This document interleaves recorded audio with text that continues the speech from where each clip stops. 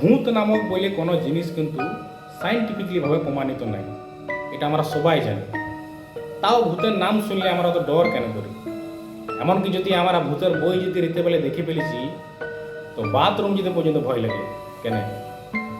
কোনো ফাঁকা রাস্তায় যদি আমার রাতের বেলায় যায়, সেখানে যদি গাছ থাকে, সে গাছে একটা শাড়ি আটকে গেছে, শাড়িটা হাওয়াতে উড়ছে, তো আমাদের কেন মনে হয় যে একটা সাদা শাড়ি পরা মহিলা ওই গাছের ডালটাতে বসে আছে?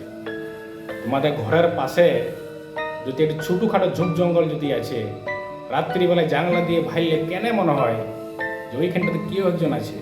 কিছু তো বলা বলি করছে কেন?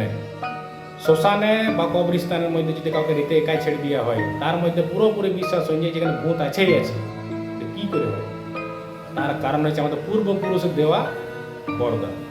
কীরকম না, আমরা সবাই জানি যে আদিম মানুষ থেকে আমরা তৈরি হয়েছি, বাঁদর, বাঁদর থেকে আদিম, আদিম থেকে আমরা। তা আমরা হয়তো খুব জোর এই সোসাইটিতে কয়েক হাজার বছর আগে এসেছি, কিন্তু আমাদের পূর্বপুরুষ কিন্তু জঙ্গলে লক্ষ লক্ষ বছর বসবাস করেছে। তো সেই জিনিসগুলো যাবে কোন দিন? কী করে আমাদের এই জিনিসগুলো তৈরি হয়েছে? আর তখনকার সময় তোমরা জানো যে অনেক জন্তু জানোয়ার থাকতো। যখন আমাদের পূর্বপুরুষ যখন রাত্রিবেলা ঘুমাইতো, তখন ছোটো থেকে ছোটো আওয়াজ তাদের ঘুম ভাঙাইতে কিন্তু সক্ষম ছিল। সড় সড় খড়খড় খড়খড় কিছু একটি আওয়াজ পেলেই তারা কিন্তু জেগে যেত। আওয়াজ মানে মৃত্যু বা আওয়াজ মানে বিপদ, এটা তারা জানত। তো এই জিনিসটা এখনও আমাদের মধ্যে দেখতে পাওয়া যায়। রাত্রিবেলা যদি লাইন চলে যায়, কিছু একটি আওয়াজ যদি তোমার কানে চলে আসে, তখন তোমাদের অ্যালার্ট মোডটা অন হয়ে যায়। রাত্রিবেলাতে কোনো জায়গা থেকে একাই হেঁটে হেঁটে আসছো বা গাড়ি নিয়ে আসছো, সেই জায়গায় ছোটোর থেকে ছোটো আওয়াজ পর্যন্ত তোমার কানে ভেরিফিকেশন করতে শুরু করেছে কিসের আওয়াজ। হয়তো তুমি দাঁড়াও না, কিন্তু গাড়ি নিয়ে ফিরে চলে যাও, কিন্তু তোমাকে ভাবতে মজবুর করে যে কী ছিল ওইটা।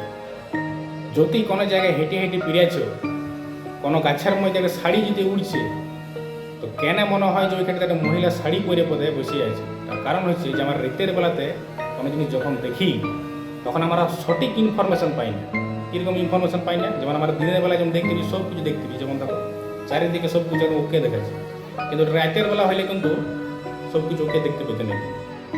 তখন কি করে, আমাদের ব্রেন তখন স্কেচ করতে শুরু করে, যেগুলা বুঝতে পারছি না সেগুলো ফুলফিল করতে শুরু করে, নানা রকমভাবে ফুলফিল করে। তখন আমাদের মনে হয় যে ওইটা হয়তো ভূত বা কোনো শাড়ি পরা মহিলা। তখন আমাদের ডর লাগে। ওই সেম জিনিসটাই কিন্তু ওই ঘরের জানলা থেকে ওই পাশের ঝুঁকটাতে ফেললে ওই সেম জিনিসই হয়। এবার আসি শ্মশানে থাকলে আমাদের ভূতের অনুভূতিটা কেন হয় যে আমার ভূত আছেই আছে? এটা কিন্তু পূর্বপুরুষের দেন লয়, এটা আমাদের মানে আমাদের বয়স্ক লোকের দেন, মানে আমাদের কাকা কাকি দিদি দিদিমার দেন। শুনেছি ছোটো থেকে গল্প, ভূতের গল্প, এখানে ভূত ওখানে ভূত। তোমার মাথায় এখন ঢুকাই নিচ্ছে যে ভূত কিন্তু শ্মশানেই থাকে।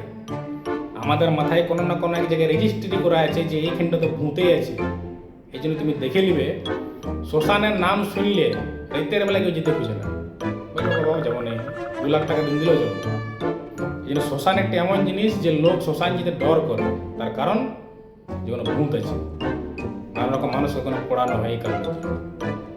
এই জিনিসগুলা কে কে জানতে নেই, একবার নিজের মতামত কমেন্টে জানাবে। ভূত আছে কি না আছে সেইটা আমি দিকে গেছি নেই, শুধু এইটুকুই বলবো যে ভূতের কনসেপ্টটা হলে এটাই। রাতের বেলায় কোনো জায়গায় দিবিক দিবিক দিবিক করে যে লাইট জ্বলে রাতের বেলায়, ভালো করে ফেলে।